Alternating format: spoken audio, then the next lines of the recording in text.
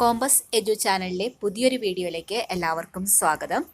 ഇന്ന് നമ്മൾ സോഷ്യൽ സ്റ്റഡീസിലെ chapter 2 the east and the west era of exchange, കിഴക്കും പടിഞ്ഞാറും വിനിമയങ്ങളുടെ കാലഘട്ടം എന്ന പാഠഭാഗത്തിലെ മെയിൻ പോയിന്റ്സ് ഉൾപ്പെടുത്തിയിട്ടുള്ള മൂന്നാമത്തെ വീഡിയോ ആണ് ഇത്. ഈ വീഡിയോയിൽ ഉൾപ്പെടുത്തിയിരിക്കുന്നത് മധ്യകാലഘട്ടത്തിൽ ഉണ്ടായിട്ടുള്ള സാഹിത്യകാരന്മാരുടെ സംഭാവനകൾ, ശാസ്ത്രരംഗത്തെയും ശാസ്ത്ര സാങ്കേതിക രംഗത്തെ പുരോഗതി, കലാരംഗത്തെ പുരോഗതി ഉൾപ്പെടുത്തിയിരിക്കുന്നത്. നമുക്ക് ആദ്യം പ്രധാനപ്പെട്ട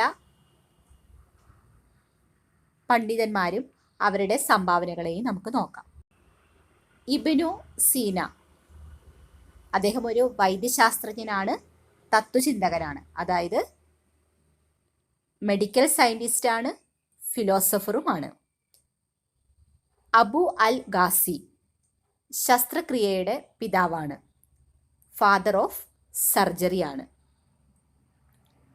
അൽബിറൂണി ഭൂഗർഭശാസ്ത്രത്തിലും നരവംശാസ്ത്രത്തിലും മികച്ച സംഭാവനകൾ നൽകിയ പണ്ഡിതനാണ് അൽബിറൂണി. അതായത് ജിയോളജി ആൻഡ് ആന്ത്രോപോളജി എന്ന് പറഞ്ഞു കഴിഞ്ഞാൽ നരവംശ ശാസ്ത്രം, ഇതിൽ മികച്ച സംഭാവനകൾ അദ്ദേഹം നൽകുകയുണ്ടായി. മുഹമ്മദ് അൽ റാസി, വൈദ്യശാസ്ത്രത്തിലെ മികച്ച സംഭാവനകൾ നൽകിയിട്ടുണ്ട്. Contributions to medical science. Roger Bacon, വാഹനങ്ങൾ, ആകാശയാനം, അതായത് invention of automobiles and aircrafts. Automobile രംഗത്തും എയർക്രാഫ്റ്റ് രംഗത്തും മികച്ച സംഭാവനകൾ നൽകിയ വ്യക്തിയാണ് റോജർ ബെക്കൺ. ഭാസ്കര 2, ജ്യോതിശാസ്ത്ര രംഗത്ത് അസ്ട്രോണമിയിൽ മികച്ച സംഭാവനകൾ നൽകിയിട്ടുള്ള വ്യക്തിയാണ് ഭാസ്കര 2. Contributions to astronomy. അപ്പോൾ ക്ലിയർ ആയില്ലോ. ഇനി നമുക്ക് അടുത്തതായിട്ട് സാഹിത്യകാരന്മാരും അവരുടെ മികച്ച കൃതികൾ നമുക്ക് നോക്കാം. ഒമർ ഖയ്യാമിൻ്റെ മികച്ച കൃതിയാണ് Rubaiyat. Al Firdausi, Shahnama. Ibn Khaldun, Kitabul Ibar. Thomas Aquinas, Summa Theology. Saint Augustine, City of God. Peter Abelard, dialogue. Kalhanan, Rajatarangini. Jayadevan, Gitagovindam. അപ്പം സാഹിത്യകാരന്മാരും അവരുടെ കൃതികളുമാണ് നമ്മൾ നോക്കിയത്. ഒമർ ഖയ്യാമിൻ്റെ റുബായി യത്ത്, അൽ ഫിർദൗസിയുടെ ഷാനാമ, ഇബ്നു ഖൽദൂൻ്റെ കിതാബുൽ ഇബാദ്, തോമസ് അക്വിനാസിൻ്റെ സമ്മാ തിയോളജി, സെന്റ് അഗസ്റ്റീൻ്റെ സിറ്റി ഓഫ് ഗോഡ്, പീറ്റർ അബിലാൻഡിൻ്റെ dialogue, കൽഹണൻ്റെ രാജതരംഗിണി. ഇനി നമുക്ക് അടുത്തതായിട്ട് മധ്യകാലഘട്ടത്തിലെ സംഗീതത്തെക്കുറിച്ച് നോക്കാം. Western music had its beginning in the medieval period. Along with the church music, secular music also developed during this period. അപ്പം നേരത്തെ പറഞ്ഞ എല്ലാ സംഗീതങ്ങളും എന്താണ് ഡെവലപ്പ് ചെയ്തത് ഈ കാലഘട്ടത്തിലായിരുന്നു. ഏതൊക്കെ സംഗീതങ്ങളാണെന്ന് ഒന്നും കൂടെ പറയാം. പള്ളികളിലെ സംഗീതം, അതുപോലെ തന്നെ പാശ്ചാത്യ സംഗീതം, വെസ്റ്റേൺ മ്യൂസിക്, മതേതര സംഗീതം, അറബ് സംഗീതം, പെർഷ്യൻ സംഗീതം, ബൈസാൻഡിയൻ സംഗീതം, ഇതൊക്കെ ഡെവലപ്പ് ചെയ്തത് മധ്യകാലഘട്ടത്തിലായിരുന്നു. ഇനി അടുത്തത് മധ്യകാല ലോകത്തിലെ വാസ്തുവിദ്യാ ശൈലി ഏതൊക്കെയായിരുന്നു എന്ന് നോക്കാം. റൊമാനസ് ശൈലി ഉണ്ടായിരുന്നു, ഗോതിക് ശൈലി, കരോലീജിയൻ ശൈലി. ഏതൊക്കെയാണ്? റൊമാനസ് ശൈലി, ഗോതിക് ശൈലി, കരോലീജിയൻ ശൈലി. ഈ കരോലീജിയൻ ശൈലി എന്നുള്ളത് ഒന്ന് നമ്മളത് പ്രത്യേകം നോട്ട് ചെയ്യണം. അതിൻ്റെ പ്രത്യേകതകൾ എന്തൊക്കെയാണെന്ന്. പ്രാചീന റോമൻ വാസ്തുശൈലിയെ ബൈസാൻഡിയൻ വാസ്തുശൈലിയുമായിട്ട് യോജിപ്പിച്ചിട്ട് ഒരു പുതിയ ശൈലി ഷാലിമാർ ചക്രവർത്തി രൂപപ്പെടുത്തി. ഈ ശൈലിയാണ് കാരോലിജിയൻ ശൈലി. ഇതിൻ്റെ പ്രത്യേകത എന്താണെന്ന് വെച്ച് കഴിഞ്ഞാൽ ഈ ശൈലിയിൽ നിർമ്മിച്ചിട്ടുള്ള കെട്ടിടങ്ങളുടെ പ്രത്യേകത താഴികക്കുടങ്ങളും കമാനാകൃതിയിലുള്ള വാതിലുകളും വലിയ തൂണുകളും മൊസൈക്ക് തറകളും ഒക്കെ ഇതിൻ്റെ സവിശേഷതകളായിരുന്നു. അപ്പോൾ കാരോലിജിയൻ ശൈലി എല്ലാവർക്കും മനസ്സിലായി എന്ന് വിചാരിക്കുന്നു. ഇനി അടുത്തത് റിലീജിയൻ ബേസ്ഡ് ആയിരുന്നു പെയിന്റിങ്സിന്റെ പ്രധാനപ്പെട്ട തീം.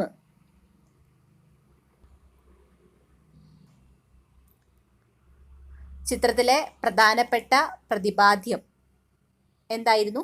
മതവിഷയങ്ങളായിരുന്നു. സെന്നി ഡി പെപ്പോ വരച്ച സാന്റാ ട്രിനിറ്റി മഡോണ എന്ന ചിത്രം മധ്യകാലഘട്ടത്തിലെ ചിത്രകല കൈവരിച്ച വികാസത്തിന് ഉദാഹരണമാണ്. അപ്പോൾ ഒരു എടുത്തു പറയത്തക്ക ഒരു ചിത്രരചനയാണ് ഏത്? സെന്നി ഡി പെപ്പോ വരച്ച Santa Trinity Madonna. Santa Trinity Madonna എന്ന ചിത്രം മധ്യകാലഘട്ടത്തിലെ ചിത്രകല കൈവരിച്ചതിൻ്റെ നേട്ടങ്ങളുടെ മികച്ച അല്ലെങ്കിൽ ചിത്രകല കൈവരിച്ച വികാസത്തിൻ്റെ ഒരു ഉദാഹരണമാണ് സാന്റാ ട്രിനിറ്റി മഡോണ എന്ന ചിത്രം. അപ്പോൾ സാന്റാ ട്രിനിറ്റി മഡോണ ആരാണ് വരച്ചത്? Cenni di Pepo is an example of the progress of painting during this period. അടുത്തത് ലൂട്ട് എന്ന് പറയുന്ന ഒരു മ്യൂസിക്കൽ ഇൻസ്ട്രുമെൻ്റ് മെഡീവൽ കാലഘട്ടത്തിൽ ഉണ്ടായിരുന്നു. ലൂട്ട് എന്ന് പറയുന്നത് മെഡീവൽ മ്യൂസിക്കൽ ഇൻസ്ട്രുമെൻ്റ് ആയിരുന്നു. Medieval China also made A great progress in science and technology. Medieval China, മധ്യകാലഘട്ടത്തിൽ ചൈന വളരെയധികം ശാസ്ത്ര സാങ്കേതിക രംഗത്ത് പുരോഗതി കൈവരിച്ചിരുന്നു. എന്തൊക്കെയായിരുന്നു അവരുടെ പുരോഗതികൾ? വെടിമരുന്ന്, ഭൂകമ്പമാപിനി, വടക്കു നോക്കി യന്ത്രം, അച്ചടി, ജ്യോതിശാസ്ത്രജ്ഞരും നാവികരും ഉപയോഗിക്കുന്ന അസ്ട്രാലാബ്, ഇതൊക്കെ ഇവരുടെ കണ്ടുപിടുത്തങ്ങളിൽ വരുന്നതായിരുന്നു. അതായത് gunpowder, seismograph, mariner's compass, printing are the contributions of China. ഇതൊക്കെ ചൈനക്കാരുടെ കോൺട്രിബ്യൂഷനാണ്. വെടിമരുന്ന്, ഭൂകമ്പമാപിനി, വടക്കു നോക്കി യന്ത്രം, അതുപോലെ പ്രിന്റിങ്, അച്ചടി, ഇതെല്ലാം തന്നെ കോൺട്രിബ്യൂഷൻ ഓഫ് ചൈനയാണ്. The Europeans got acquainted with the technology know how through their Arab contact. Explain. അറബികളുമായുള്ള ബന്ധത്തിലൂടെ യൂറോപ്യൻ ജനത പരിചയിച്ചിട്ടുള്ള സാങ്കേതിക ജ്ഞാനങ്ങൾ എന്തൊക്കെയാണ്? അറബികളുമായുള്ള ബന്ധത്തിലൂടെ യൂറോപ്യന്മാർക്ക് കൈവരിച്ചിട്ടുള്ള സാങ്കേതിക ജ്ഞാനങ്ങൾ എന്തൊക്കെയാണെന്ന് ചോദിച്ചു കഴിഞ്ഞാൽ എന്തൊക്കെയാണ്? അതായത് ടെലസ്കോപ്പിന്റെ നിർമ്മാണത്തെക്കുറിച്ച് മനസ്സിലാക്കാൻ കഴിഞ്ഞു. The instrument used for making telescope. അതുപോലെ സ്ട്രീറ്റ് ലൈറ്റ് ഓഫ് ദി സിറ്റീസിലെ സ്ട്രീറ്റ് ലൈറ്റുകൾ സ്ഥാപിക്കുന്നതിനെ കുറിച്ച് മനസ്സിലാക്കാൻ പറ്റി. വേസ്റ്റ് മാനേജ്മെന്റ് പ്രോഗ്രാമിനെ കുറിച്ച് മനസ്സിലാക്കാൻ പറ്റി. അതുപോലെ mechanical clock, principles of the gear, surgical instruments, algebra, alchemy, trigonometry, ഇവയെക്കുറിച്ചൊക്കെ മനസ്സിലാക്കാനായിട്ട് ഇവർക്ക് കഴിഞ്ഞു. അറബികളുമായിട്ടുള്ള പരിചയത്തിലൂടെ യൂറോപ്യൻ ജനതയ്ക്ക് കിട്ടിയ സാങ്കേതിക ജ്ഞാനങ്ങളാണ്. അടുത്തത് the contributions of the Arabs to the medieval science. Science രംഗത്ത് അറബ് ജനതകളുടെ സംഭാവനകൾ എന്തൊക്കെയാണ്? ശാസ്ത്രരംഗത്ത് the Arabic numerals and zeros from India were popularized in Europe. അതായത് അറബികൾ നൽകിയ സംഭാവന എന്ന് വെച്ചാൽ പൂജ്യം, അറബി അക്കങ്ങളും പൂജ്യവും ഇന്ത്യയിൽ നിന്ന് യൂറോപ്പിലേക്ക് പ്രചരിപ്പിച്ചു. മറ്റുള്ള സ്ഥലങ്ങളിലേക്ക് അറബികൾ പ്രചരിപ്പിച്ചു. ഏതൊക്കെയാണ്? Arabic numerals and zero. Zero ഇന്ത്യയിൽ നിന്നാണ്. ആ ഇന്ത്യയിൽ നിന്നുള്ള സീറോയും മറ്റ് അറബികൾ യൂറോപ്യൻ രാജ്യങ്ങളിലേക്ക് പ്രചരിപ്പിച്ചു. അത് അറബികളാണ് ചെയ്തത്. The Arabic numerals and zero from India were popularized in Europe. പ്രചരിപ്പിച്ചു, യൂറോപ്പിലേക്ക് പ്രചരിപ്പിച്ചു. Chemistry was developed as a science.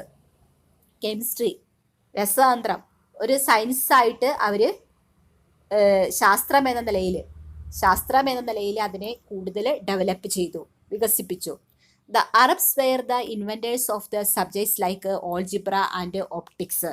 Algebra, optics എന്നിങ്ങനെയുള്ള വിഷയങ്ങളുടെ ഇൻവെൻറ്റേഴ്സ് ആയിട്ട് മാറി ആര്? അറബികൾ. ബീജഗണിതത്തിൻ്റെയും ഒപ്റ്റിക്സ് എന്താണ്? പ്രകാശശാസ്ത്രത്തിൻ്റെയും എന്തായി? ഉപജ്ഞാതാക്കളായി മാറി അറബികൾ. അപ്പം അറബികൾ എന്തൊക്കെ കാര്യങ്ങളാണ് ചെയ്തത്? അറബികളുടെ സംഭാവന മധ്യകാല ലോകത്ത്, അതായത് അവർ യൂറോപ്പിലേക്ക് അറബി അക്കങ്ങളും പൂജ്യവും ഇന്ത്യയിൽ നിന്ന് യൂറോപ്പിലേക്ക് പ്രചരിപ്പിച്ചു. അതുപോലെ രസതന്ത്രത്തെ ഒരു ശാസ്ത്രമായി വികസിപ്പിച്ചു. അതുപോലെ തന്നെ എന്താണ് മറ്റൊരു കാര്യം? ബീജഗണിതവും പ്രകാശശാസ്ത്രവും, അതായത് ഒപ്റ്റിക്സും എന്താണ് ഓൾജിബ്രയും, അത് രണ്ടിൻ്റെയും ഉപജ്ഞാതാക്കളായി അറബികൾ മാറി. അപ്പം ഇന്നത്തെ വീഡിയോ എല്ലാവർക്കും ഇഷ്ടപ്പെട്ടു എന്ന് വിചാരിക്കുന്നു. ഇന്ന് പഠിച്ച കാര്യങ്ങൾ വളരെയധികം